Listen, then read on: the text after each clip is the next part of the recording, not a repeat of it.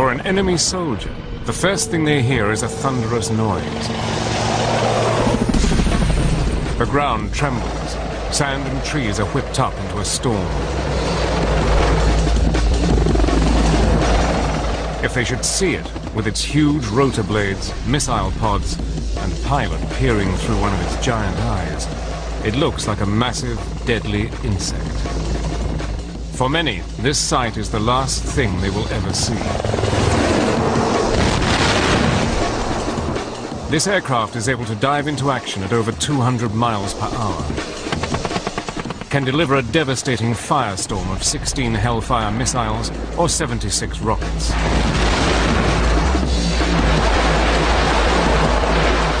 Its 30mm cannon can fire over 600 rounds per minute. It attacks tanks, armored vehicles, and troops with razor-sharp accuracy. Day or night, and with nowhere to hide, this aircraft will hunt the enemy down and destroy them. It is the deadliest helicopter in the world. There is no doubt that this is a force to be reckoned with. It puts fear into the enemy on the battlefield. Our primary weapon against armor is the Hellfire missile system. It would hit a tank and it would start an internal fire and it would melt the whole tank down.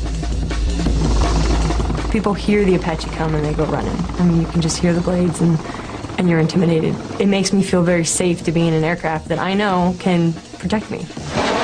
Using extraordinary archive film and color reenactments, Battle Stations enters the lethal world of the Apache helicopter.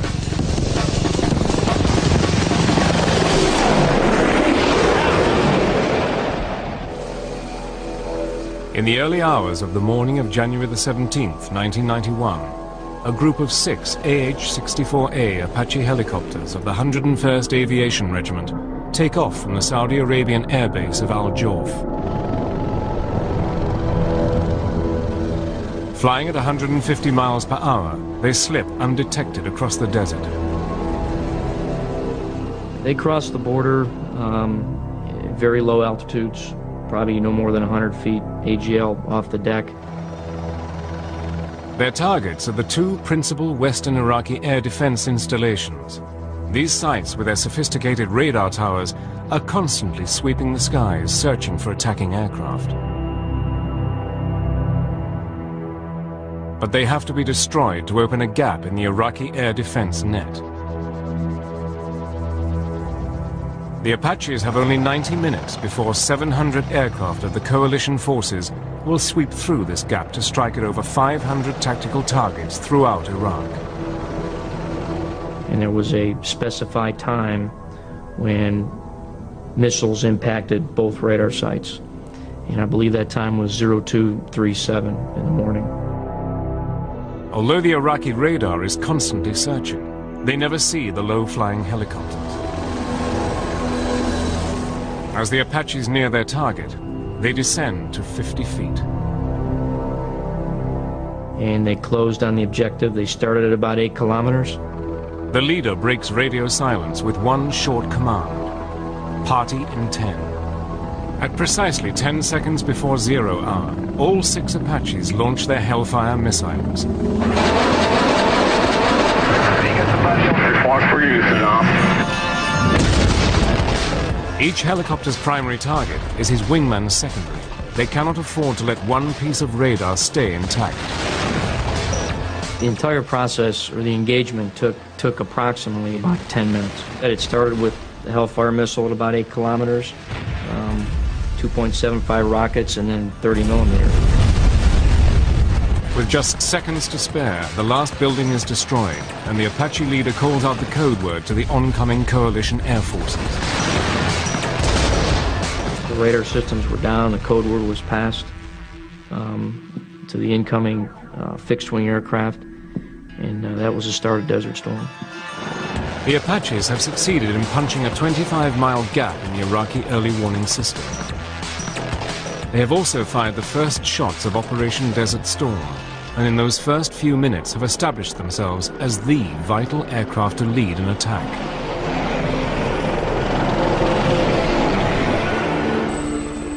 The use of a helicopter as a fighting weapon of war had begun only 40 years earlier. The helicopter had first flown as far back as the early 20th century, but it was during the Korean War in the 1950s that helicopters were first used by the US military as scouts. Few looked on them as war machines. It was because of their work evacuating the wounded that their reputation took off. Flying in terrible conditions, often under enemy fire, they would get the troops back to the MASH units, and a legend was born. But in 1962, a combat helicopter, the Bell XH-40, first went into the front line of battle. It was called the Huey. Able to carry 8 fully armed troops and with speeds of nearly 140 miles per hour, the Huey could take the fight to the enemy's door. With its 7.62 cannon, the US Army had something it never had before, a fast, multi-role front-line flying gun platform.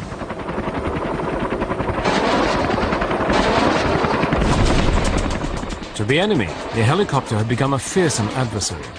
To its own troops, it became as necessary to a fight as their own weapons. The helicopter had come of age.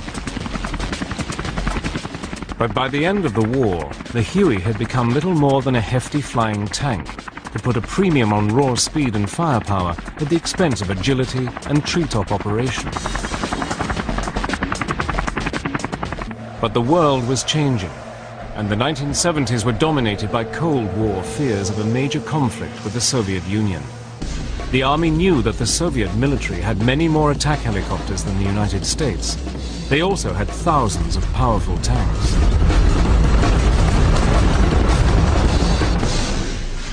The US Army asked a number of companies to come up with a new design of helicopter that could take on the might of the Soviet Union.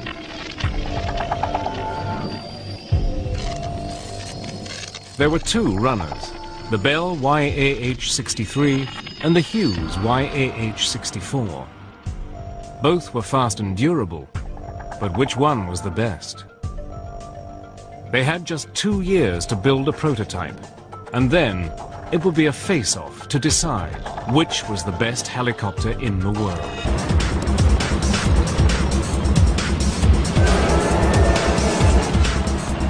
During the early 1970s, America believed the threat from the Soviet Union was increasing.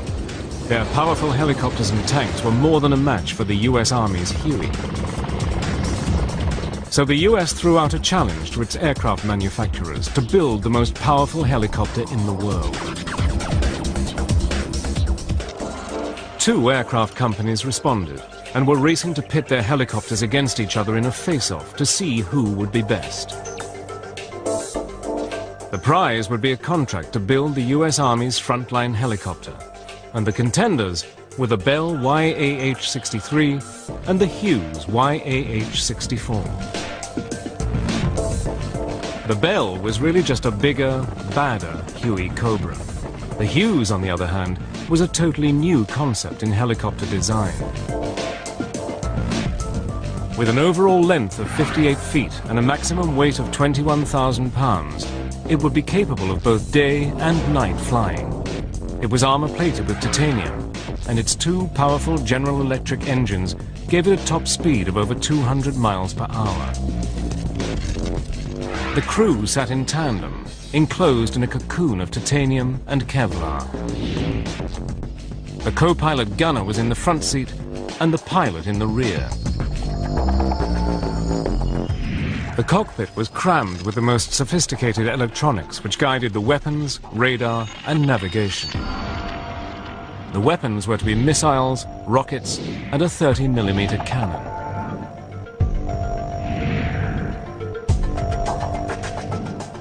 The Hughes was the first in the air when on September the 30th, 1975, it made its maiden flight. 1 day later, the Bell took to the air. The fight was on. Over the following months, both helicopters were pushed to the limit as they were assessed and reassessed. Finally, on December the 10th, 1976, the winner was announced. It was the Hughes YAH-64. It had been a close-run race, but the Hughes had clinched it on survivability. The strength to take punishment, give it back, and bring its crews home. Immediately, Hughes went into full production. On September the 30th, 1983, after 4,000 hours of flight testing, the first fully operational Apache helicopter was formally rolled out of the factory in Mesa, Arizona. And following the US Army's tradition of naming their aircraft after Native Americans, it had a new name, the AH-64A Apache. At last, the US Army had the helicopter it so desperately needed, and was ready to show the world what a powerful and dangerous aircraft it was. The main armament was 8 Hellfire anti-tank missiles. These laser-guided missiles had a range of 5 miles. It also carried 2 Hydra 70mm rocket pods. Although unguided, these armor-piercing general fragmentation rockets were used against targets which were hidden by terrain or other obstacles. Finally, it had a fearsome 30mm chain gun, capable of firing over 600 rounds per minute. Nothing gets away from this helicopter. But if the US Army had the finest helicopter in the world, they needed the cream of aviators to fly it, a special breed of attack pilots. The person we're looking for an Apache pilot is an aggressive young man or woman that has great skills as far as motor skills, how to handle a very complex aircraft, tying together multiple systems. We want the killer instinct because it's an attack helicopter, and our job's to go out there and destroy the enemy. And for that select group of pilots, the first impression of an Apache stayed forever in their minds. My first instinct was, this thing's ugly. But it was ugly and menacing in a way that it's kind of scary looking. The Apache is very sexy and very manly, and I just thought, if you're going to fly, that's the thing you want to fly. Dad called it a praying mantis. You just look at the front of this thing and it's just sitting there like it's a dealer of death.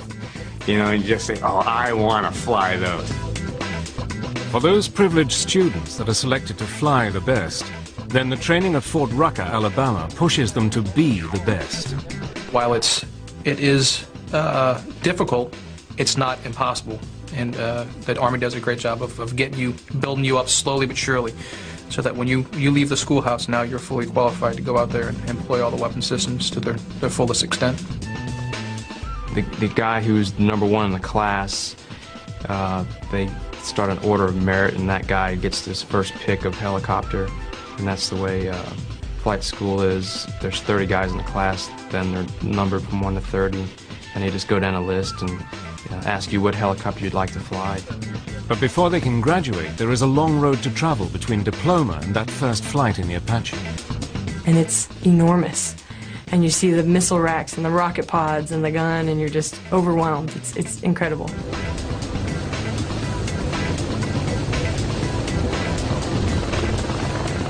I liken it to if you're sitting on a dragon's back and you've got to pay attention to what the dragon's doing and work your reins, and if you don't pay attention, the dragon's going to turn around and bite your head off.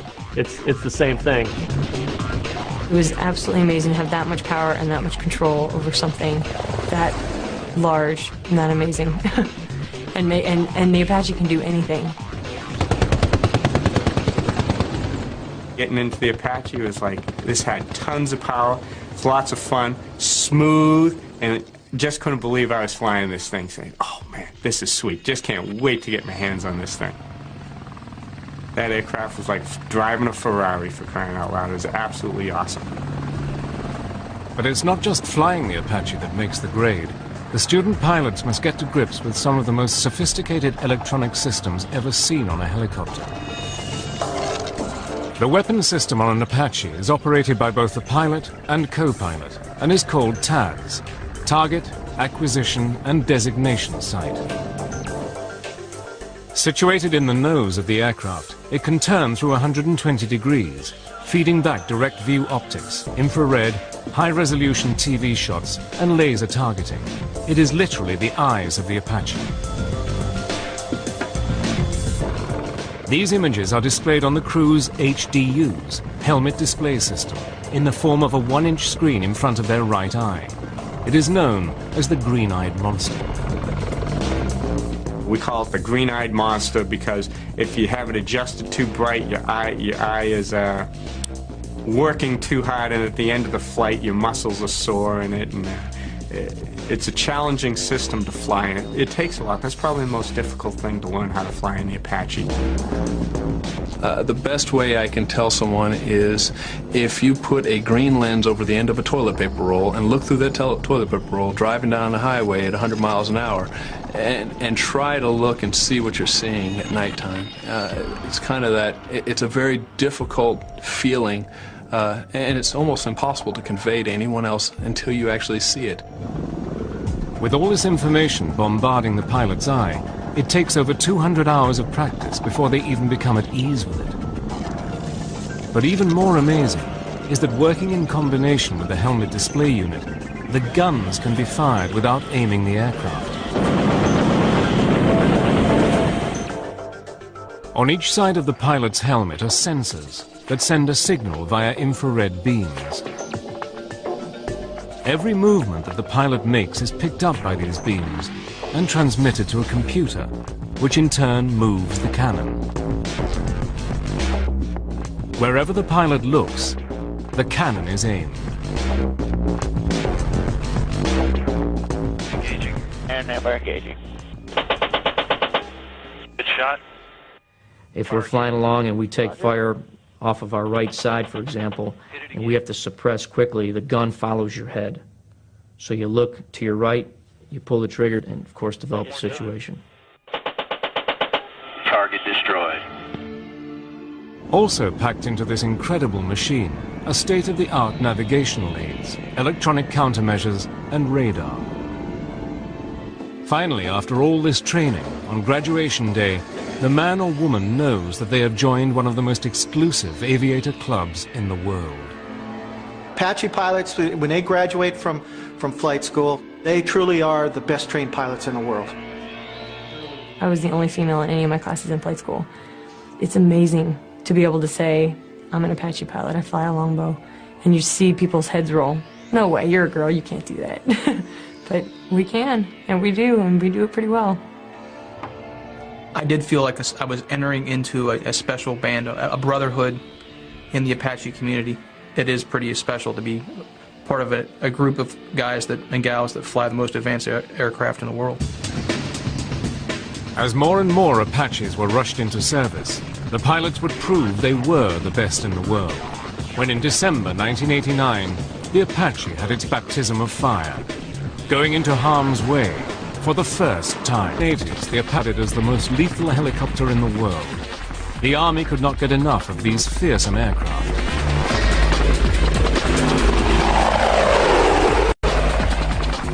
But it had never been proven in battle.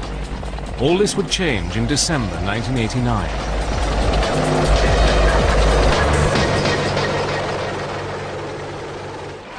Throughout the late 1980s, tensions between the US and the Panama Republic were reaching breaking point. Under the leadership of its self-styled dictator, Manuel Noriega, the pressure built up and culminated in the shooting of a US Marine. In response, President George Bush Sr. declared war.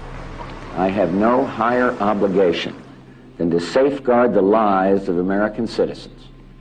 And that is why I directed our armed forces to protect the lives of American citizens in Panama and to bring General Noriega to justice in the United States. President Bush sent a large armed invasion force, over 27,000 men. Among this force, codenamed Operation Just Cause, were the Apaches. Their task was to go in under cover of darkness and give supporting fire to the troops on the ground.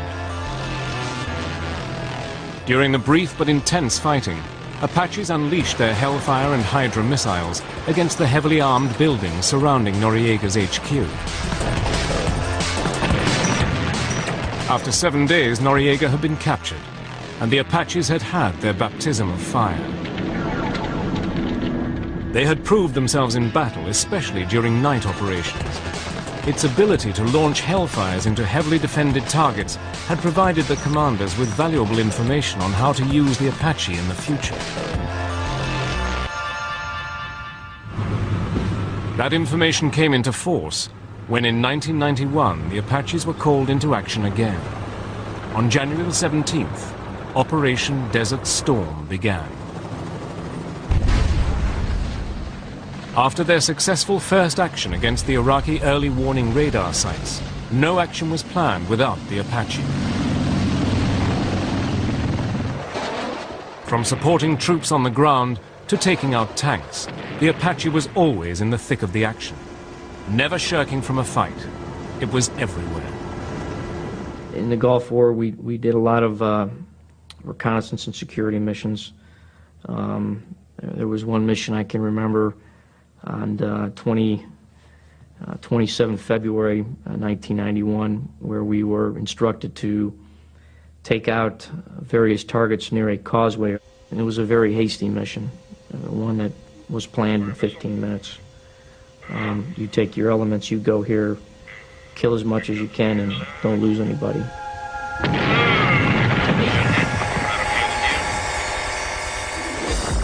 But the Apache worked hard for its success, which does not come without a price to pay.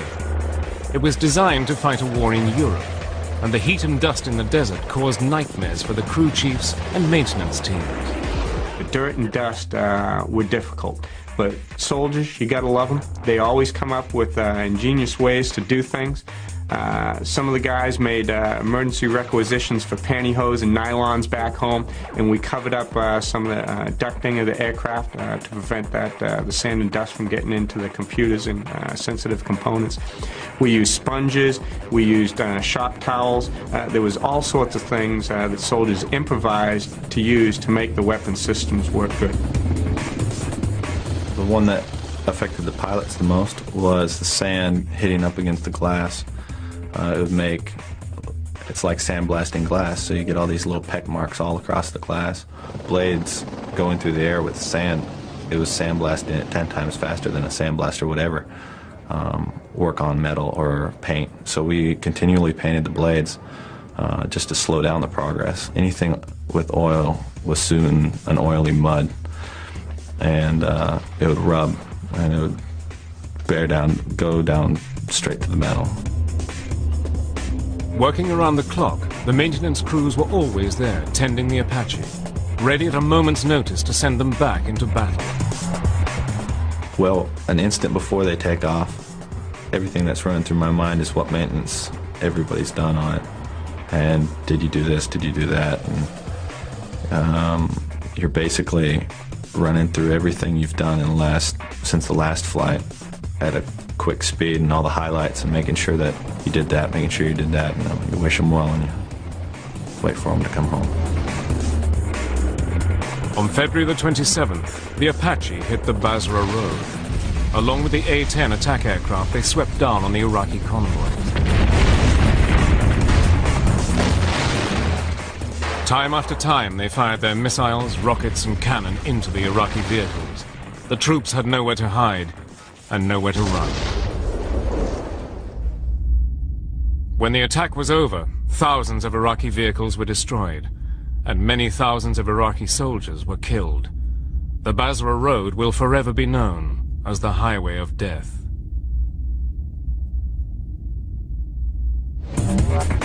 The Apache had become the most feared aircraft in the war, and their battle tally was immense. 278 tanks and 500 light and armored vehicles destroyed.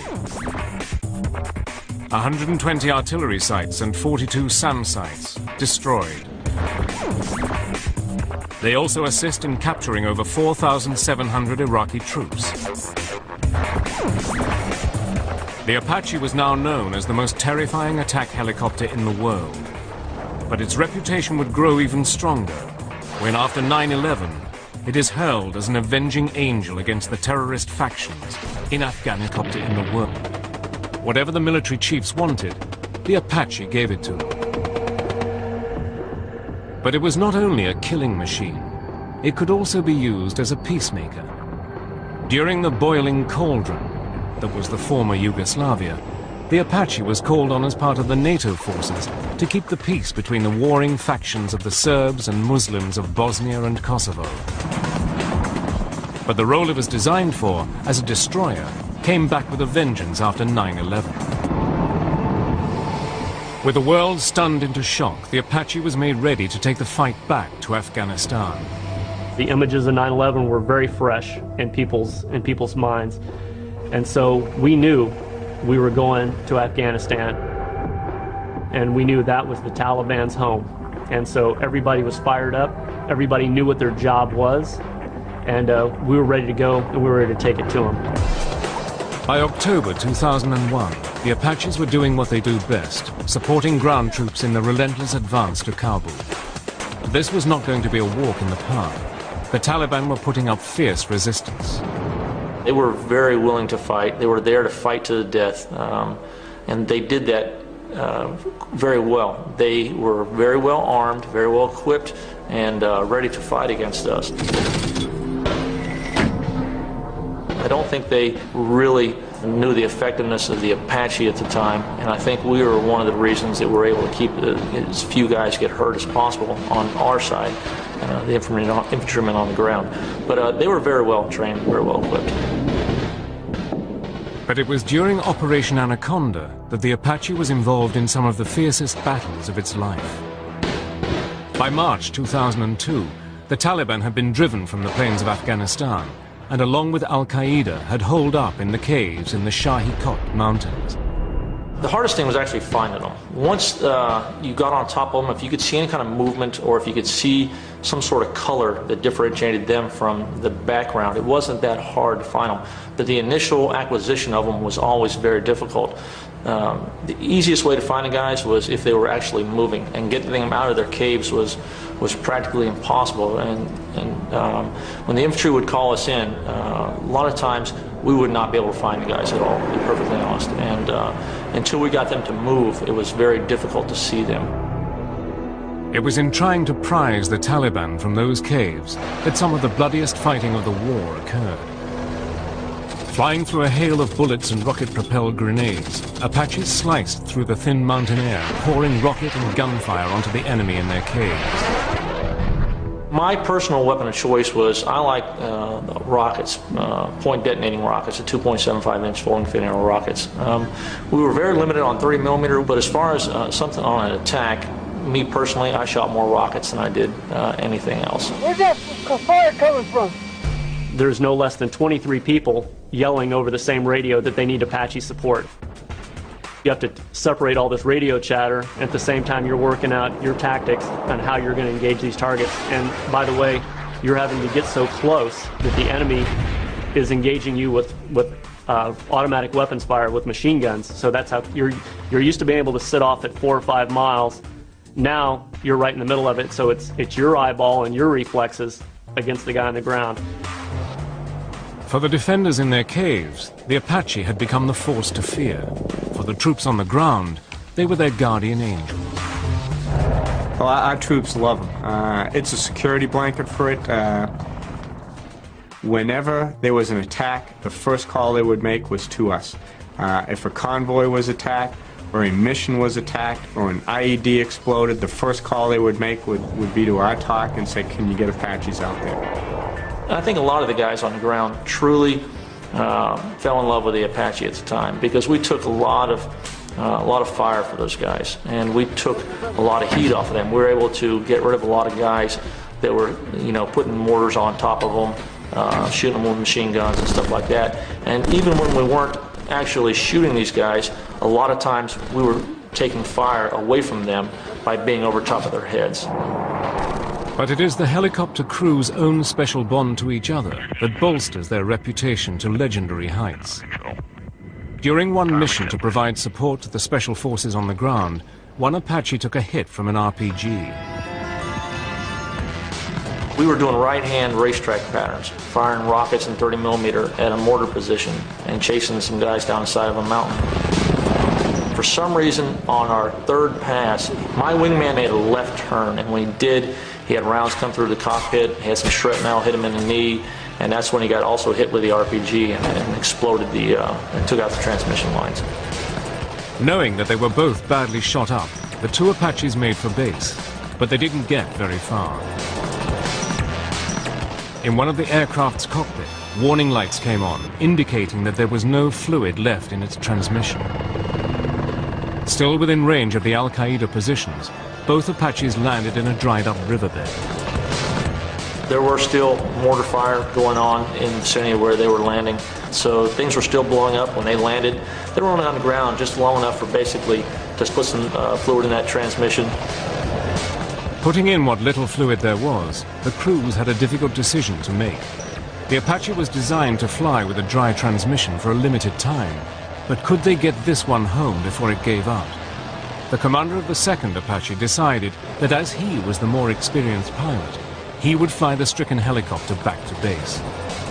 With the Apache leaking like a sieve and still under fire, the commander took off, gambling against the odds that he could nurse the aircraft home.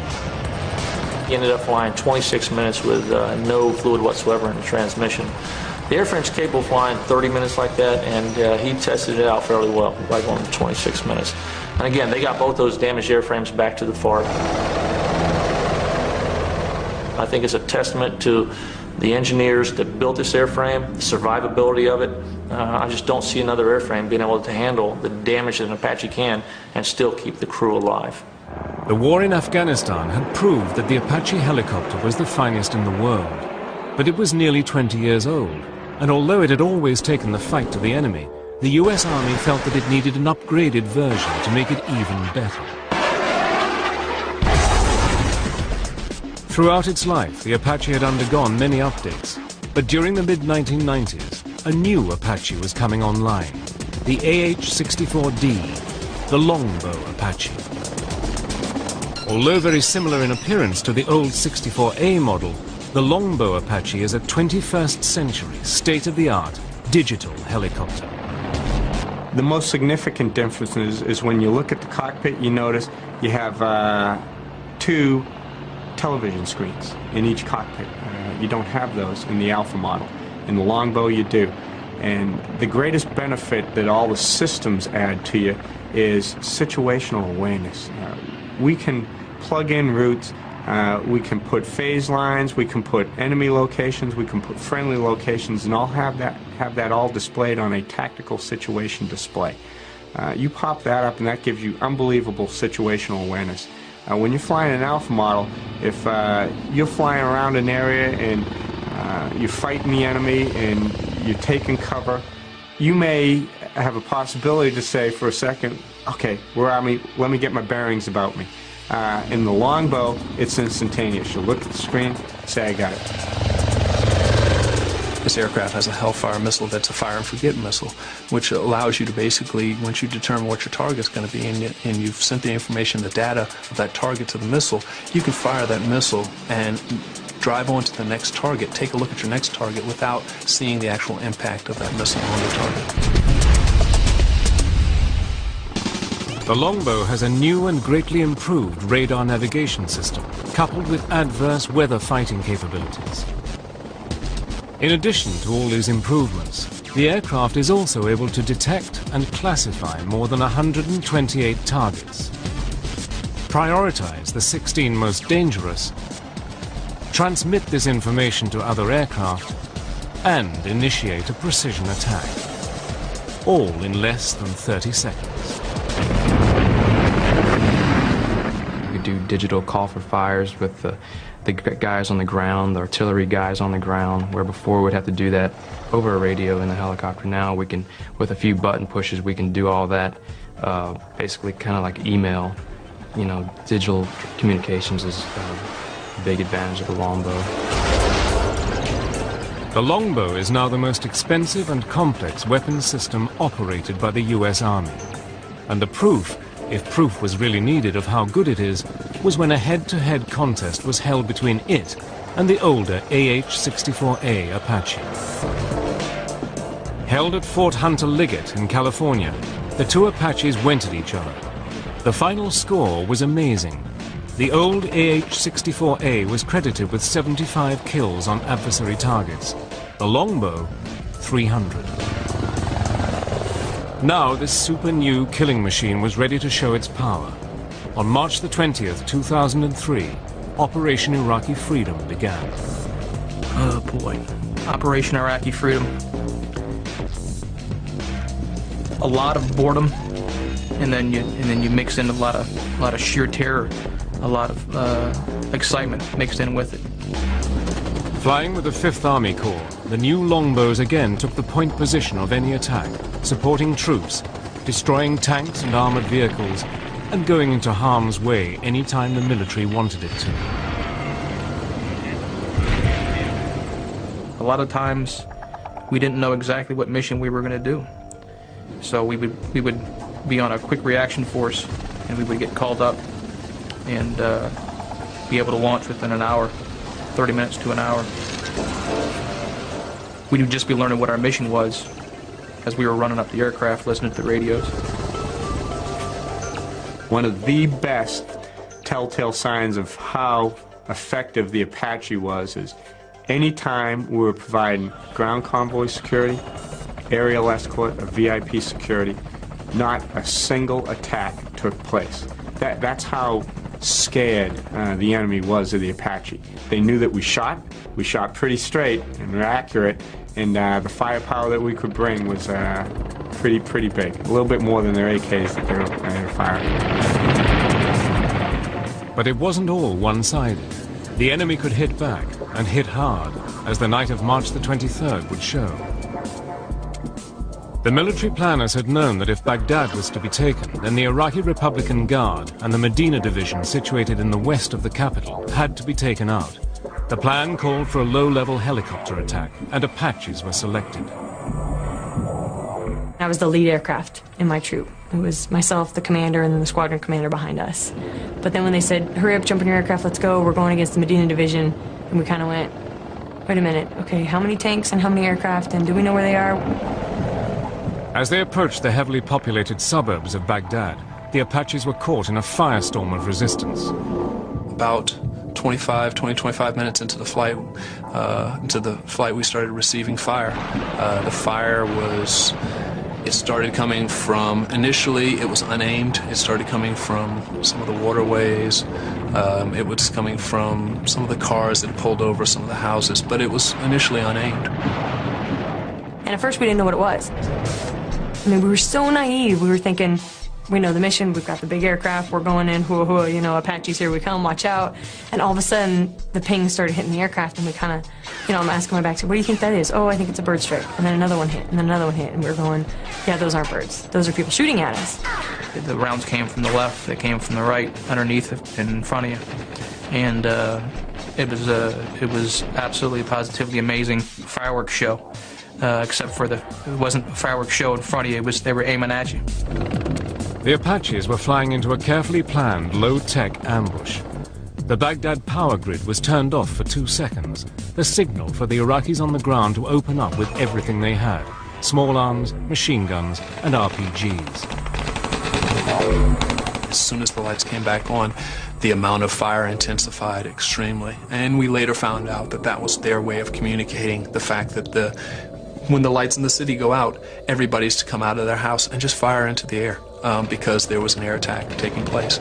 And there were people that were coming up on the roofs or coming out their doors and just shooting at us and then running back inside.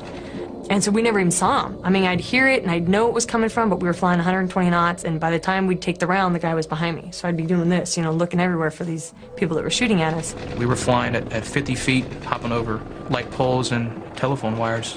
And we got up to the engagement area and decided that because of the intensity of the ground fire that we were facing, that we weren't going to be able to maneuver in zone. And that same ground fire that we experienced on the way up was the same stuff that we had to go back through. Now the Iraqis knew that the Apaches were coming back and were ready to take them on. By the time we got up to the release point where we were supposed to go, we figured we were probably pretty ineffective at that point. And then when they said, turn around and go back, and we went, there's no way I want to fly back through that. and we didn't have any other route to go down, so we just tried to alter our route back, and it was just, it was horrible. My aircraft, in fact, received fire that the rounds struck the underneath of the aircraft, and it actually shot out our TAD's power supply, and I lost TAD's picture altogether. Essentially, if you imagine driving down the road 100 miles an hour on a pitch black night and you turn off the lights in your car, it's the same feeling. We had no night systems at that point in time. The worst part about it was hearing the other air crews on the radios. When the one pilot took the round in the neck, and he was screaming on the radio, "I don't know where I am, I don't know where I'm going, I don't know what to do." You know, he was just, and you could just hear the fear in their voices over the radio, and that was the scariest part. As a cavalry trooper, as an attack pilot, you're kind of full of piss and vinegar. There were some times that my pucker factor definitely went up, to be honest with you. There's times where the ground fire was so intense, and we were so low that I could hear the AK-47 going off beneath me. But even though that happened, I wasn't scared, and I didn't think that my number would come up. Maybe that's just sheer bravado, maybe that's stupidity, or maybe that's just confidence in the job that I was doing. Nearly every Apache was damaged by gunfire, but every one got back safely to base, a tribute to the survivability of this unique aircraft. Just a sheer miracle that everybody made it back that night in one piece.